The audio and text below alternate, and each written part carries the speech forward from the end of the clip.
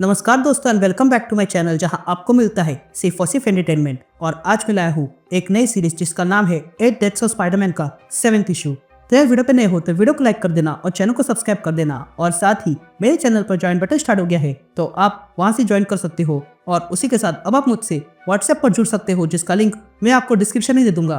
तो यार अब तक आपने देखा कि स्पाइडरमैन इस अर्थ का चैंपियन बन के साइनोस सिटरेक्स से लड़ाई कर रहा था, जिसमें से वो अब तक 6 स्कायन को हरा चुका है। लेकिन तभी कैलिक्स स्पाइडरमैन पे हमला कर देता है। लेकिन अब स्पाइडरमैन पूरी तरह टूट चुका है और वो तय करता है कि वो अब आगे नहीं लड़ेगा। तो वही न्यूयॉर्क में एक नया स्कायन आ चुका है जिसे रोकने के लिए जगरनॉट और उसके एक्समैन आ जाते हैं। तो अब आगे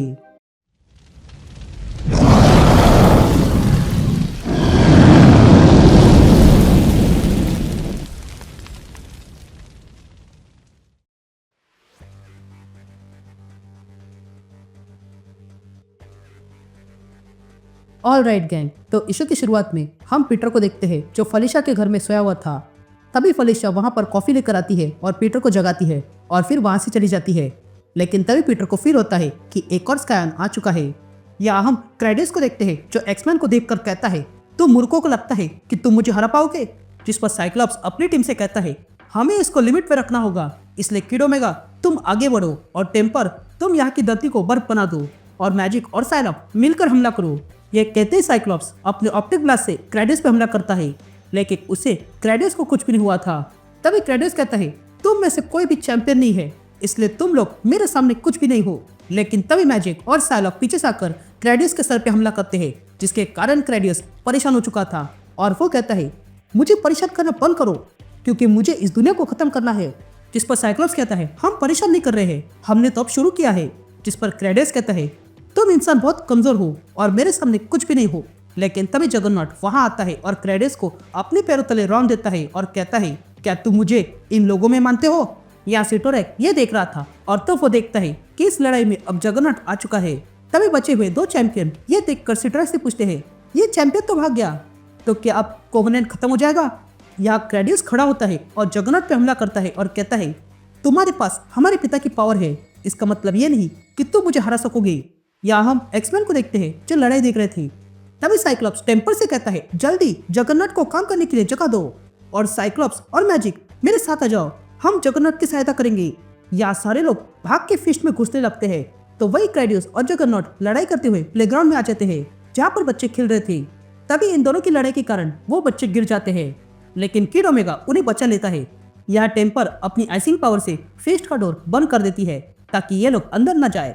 या क्रेडिस जगरनॉट को पंच मार के पीछे फेंकता है और कहता है, तुम चैंपियन नहीं हो। लेकिन तभी जगरनॉट पुनः हमला करता है और कहता है, अपना मुंह बंद करो, एक्समैन इस अर्थ के चैंपियन है। ये कहते हैं जगरनॉट की मदद के लिए साइक्लॉप्स, मैजिक और साइलॉप आ जाते हैं और वे लोग तीनों मिलकर क्रेडिस पे हमला करते हैं। या हम पीटर को देखते हैं जो आराम से अपने घर में बैठा था। तभी वहाँ डॉक्टर स्ट्रेंज आता है और कहता है, पीटर हमें बात करनी होगी। जिस पर पीटर कहता है, तुम बार बार ये बात कह के बोर नहीं होते हो?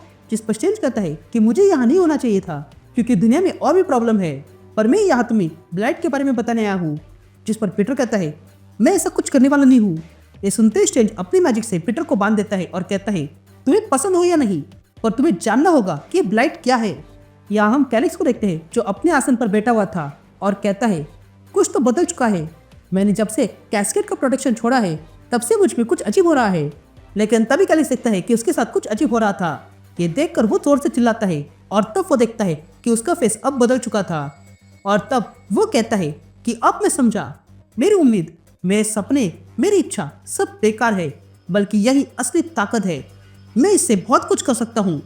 ये कहते ही कैलिक्स खड़ा होता है और अपने हाउंड से कहता है, मेरे साथ आ जाओ। या हम स्ट्रेंज की आवाज़ सुनते हैं जो पीटर से कहता है, जब मैं पहली बार ब्लाइट से मिला तब उसने मुझे ऑलमोस्ट मार डाला था। तब मैं जवान था और तब मुझे यूनिवर्स के सीक्रेट पता चले थे, जिसके कारण मैं फुला नहीं समाया, पर मैं अपनी ब्लाइट नाम की कॉस्मिक एनर्जी के लिए तैयार नहीं था। मैंने उसे सीखना चाहा क्योंकि मैं यही करता हूँ, और फिर मैंने जाना कि ये तो अर्थ के लिए खतरा है, इसलिए मैंने उसे नष्ट करना चाहा, पर ये किसी काम का नहीं था। ये तो फोर्स ऑफ नेचर है, ये ताकत इसीलिए है ताकि लाइफ खत्म हो जाए, और ये रहा तो पूरी इंसानियत खत्म हो जाएगी। मैंने इसे खत्म करने के लिए इस रियलिटी में और बाकी कई सारी रियलिटी में तरीके ढूंढे, और तब मुझे पता चला कि इसे रोकने का बस एक ही रास्ता है, और वो है कैस्केड। पहले मैंने इस आइडिया को रिजेक्ट किया, पर फिर मुझे लगा कि एक काम का है, इसलिए मैं सिटोरिक के पास गया सौदा करने के लिए, जिसके कारण ये कोवेनेंट बना। ये कैस्केड ऐसी चीज है जो ब्लाइट को अर्थ पर आने से रोकती है। ये ब्लाइट इस संसार से लाइफ को खत्म करना चाहती है।